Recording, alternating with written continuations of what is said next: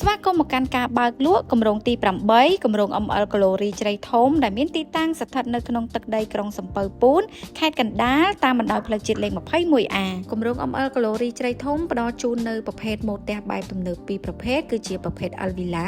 និងប្រភេទ M Villa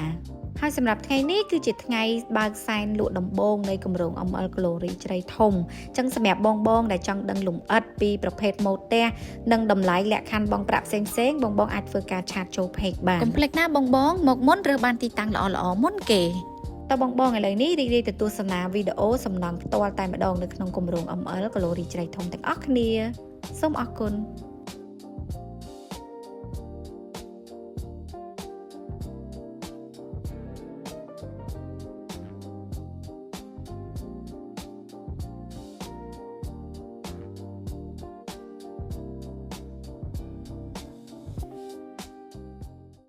បូរី ML ធ្វើឲ្យជីវិតកាន់តែមានសុភមង្គល